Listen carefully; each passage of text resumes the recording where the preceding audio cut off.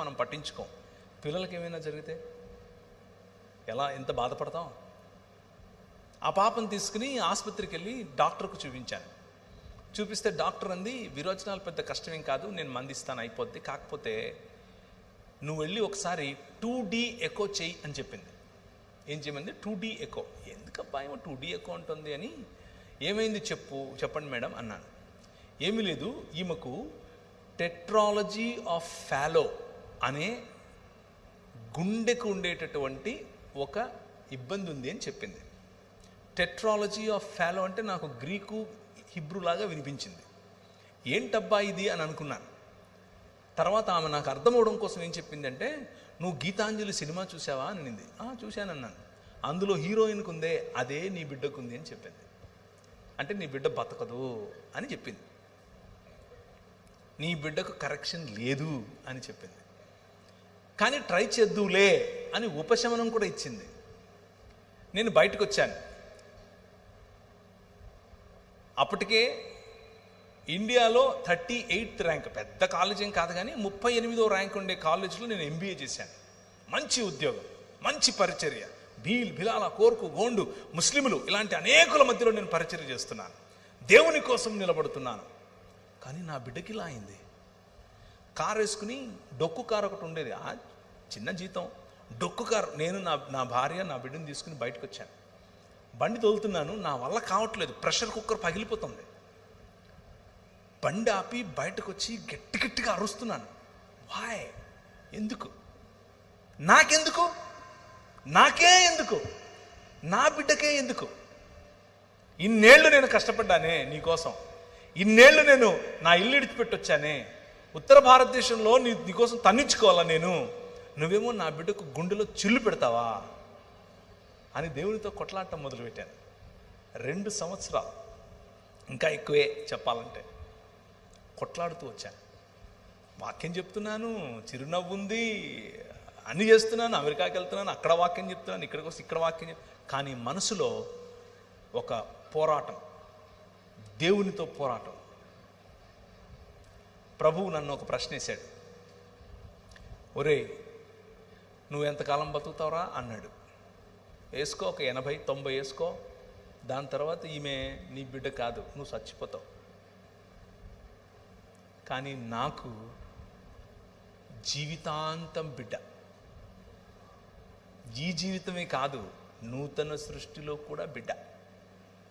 అది నా ప్రేమకు నీ ప్రేమకు తేడా. టెన్షన్ పడకొని చెప్పాడు. వెతికితే ఒక మంచి డాక్టర్ బెంగళూరులో దొరికితే ఆయన దగ్గరికి వెళ్ళి కరెక్షన్ చేయించాను. ఆ అమ్మాయికి 1.5 సంవత్సరం 2 ఏళ్ళు ఉండగానే కరెక్షన్ చేయించాను. కంప్లీట్గా హీల్ చేశాడు దేవుడు, కంప్లీట్గా.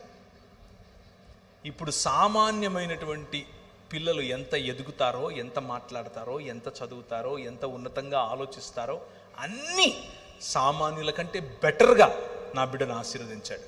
It's all about hope and it's all about trusting your God.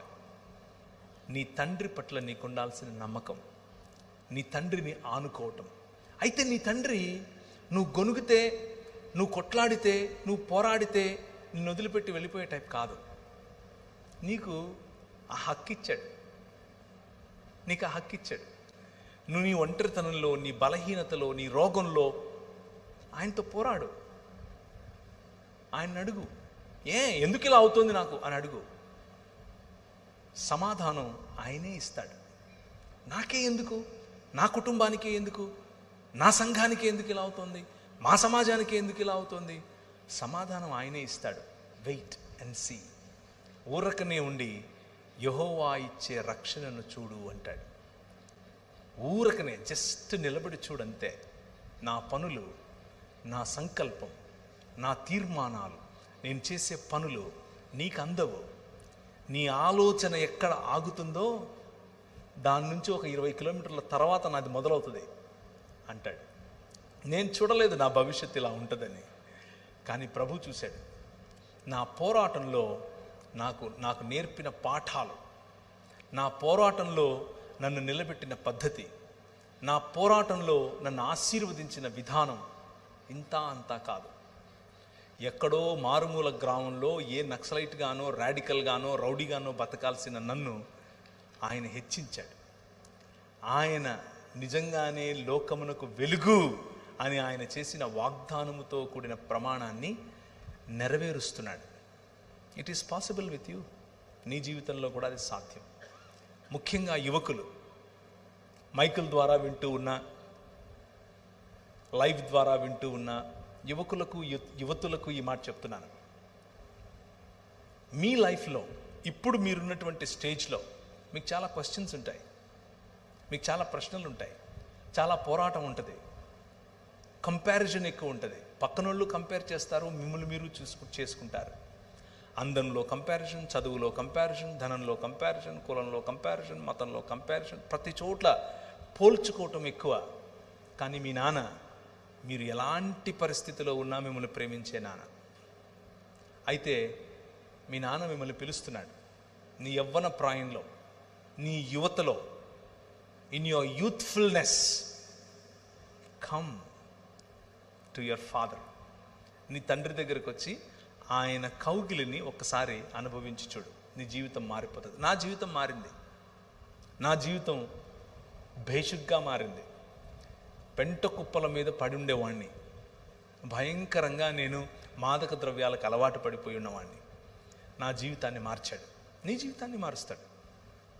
And today, ఈరోజు, ఒకానొకప్పుడు నేను బ్రతికే గనక బ్రతికునుంటే మా ఇంట్లో వాళ్ళు నన్ను చూసి అసహ్యించుకునేవారు. ఈరోజు గర్వపడక్కర్లేదు, కనీసం అసహ్యించుకోరు. గర్వపడక్కర్లేదు, కనీసం అసహ్యించుకోరు. ఈ రాత్రి ఈ పిలుపు మీ నాన్నది. మీ నాన్న మిమ్మల్ని పిలుస్తున్నాడు.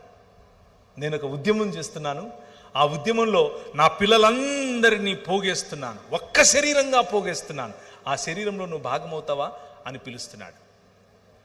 నిర్ణయం తీసుకుంటే నీకు మంచిది.